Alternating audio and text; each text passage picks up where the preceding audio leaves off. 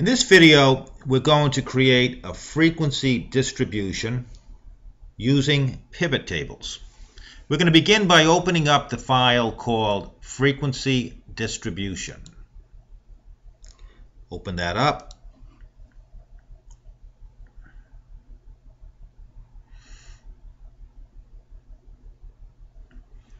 Make sure we click on Enable Editing. Now, the data for this file was collected by conducting a survey of 100 individuals. And the results of that survey is in this table right here. The table is made up of two fields, age and party. And the fields are listing the ages of the respondents to the survey, and then also a question that they answered in terms of what party are they affiliated with. But the main thing is that we have a table made up of two fields.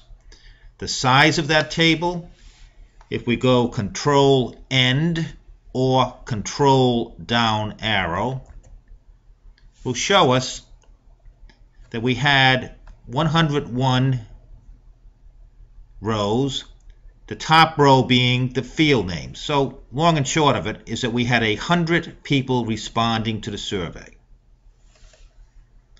Control Home or Control Up arrow will take us up to the top of the table.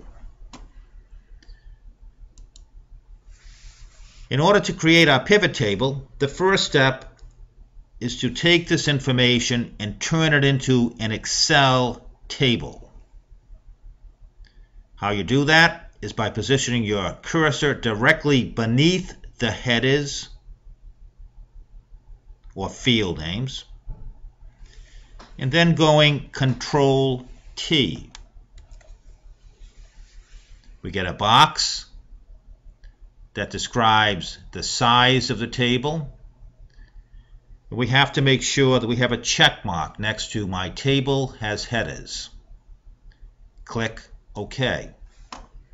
We know it's an Excel table because we have our field names with the drop-down arrows. So we've done our table. Next step is to take that table and name it. How you do that is by coming up to Table Name, and we're going to call it Data. So we're going to assign a name to our table, Data. Hit Enter.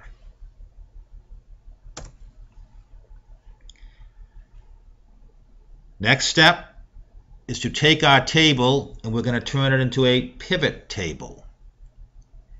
How we do that is by clicking on the Insert tab and then clicking on Pivot Table. We get our box, and our box is telling us that our pivot table will be based upon a table named Data. And we have the option of creating that pivot table in a new worksheet or on the existing worksheet. What I'm going to do is create that pivot table on a new worksheet. So click OK. We have the beginnings of our pivot table, and what it's telling us is that the most important information is that our table will contain two fields, age and party. Next step is that we have to look at what our objective is, and our objective is to get a count of the number of individuals associated with each party. Statistically speaking, we're creating a frequency distribution. How we do that using pivot tables is to take the field party, hover over it, hold down the left mouse, and drag and drop it into the rows box.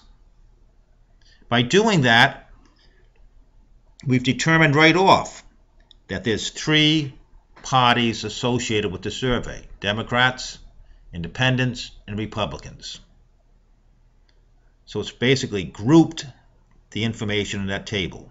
and it's telling us that there's 3 parties.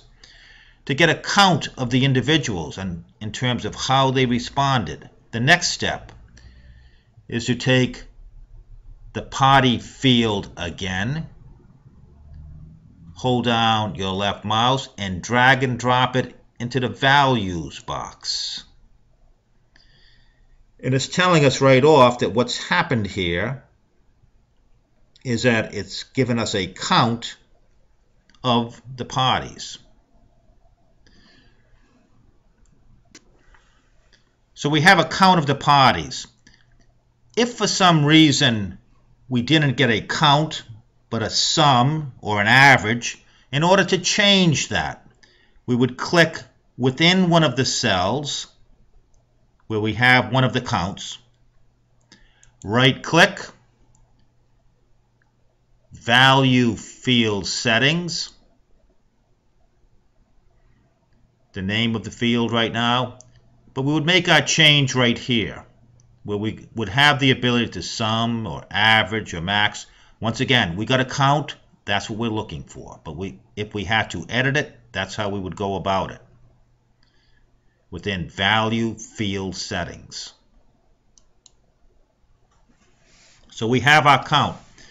The next thing that we always want to do is to make sure that our numbers are formatted properly.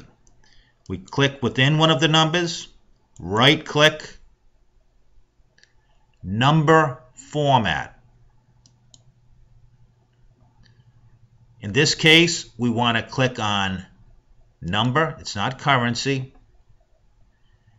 and we want to have it, because it's an integer, at 0 places. Next step, we want to have our field name showing. Right now it's showing row labels. We don't know what this represents. So in order to make our field names showing on the sheet, what we have to do is click on Design, Report Layout, Show in Tabular Form. So now our field name is showing. We know that Democrat, Independent, Republican, they are parties, political parties. Next step is we want to show the percentage of the whole, or the percentage of the grand total. In this case, we could kind of do it in our head. There's 40 Democrats out of a grand total of 100, so 40 divided by 100 would be 40%. But pivot tables allow us to do that and create the formula from the pivot table itself.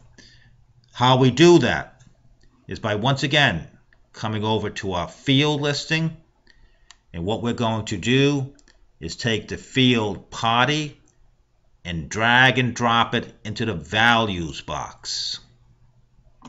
Right now what we have is a replication of what we just did. However, we're going to change that by clicking within cell C3, and we're going to change that field name to %.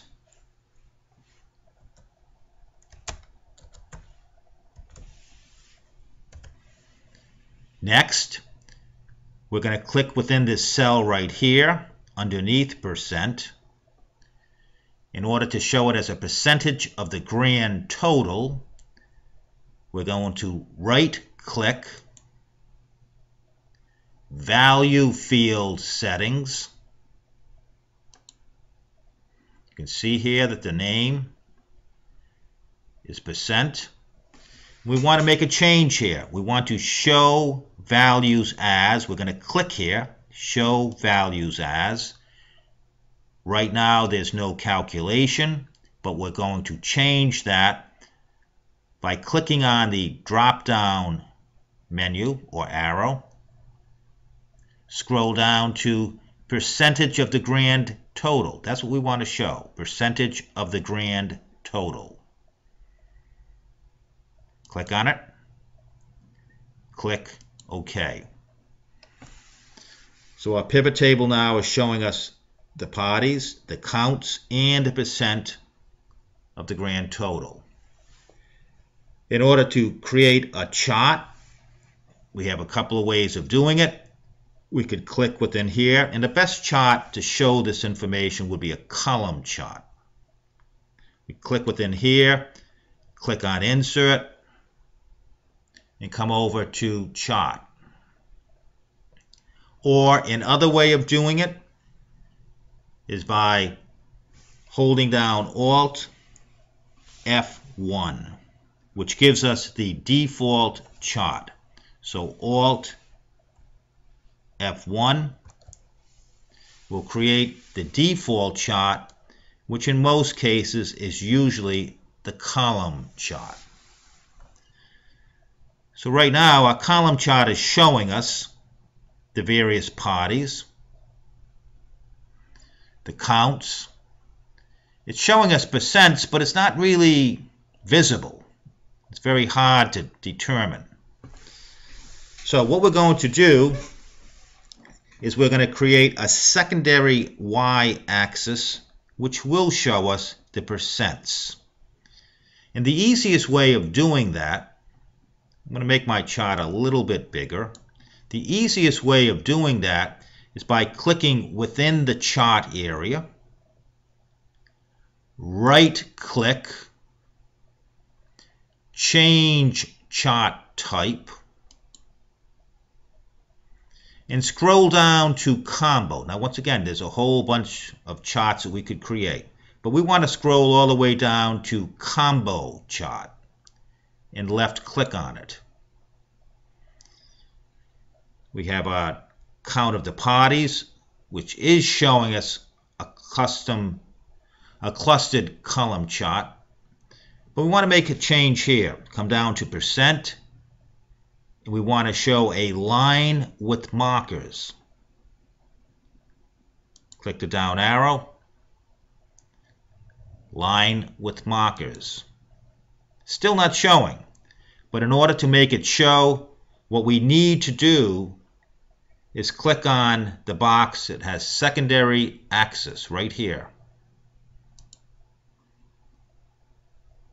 Now our percents are showing as a line graph with markers, but more importantly, we have that secondary y-axis.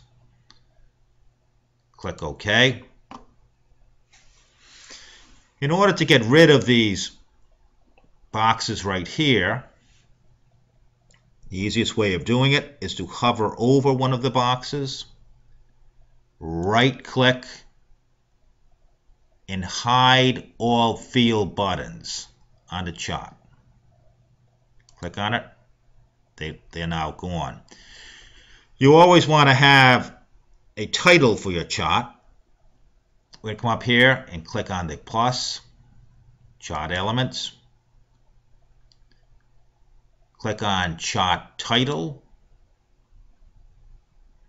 Come up here, and we're going to give a name, Frequency Distribution.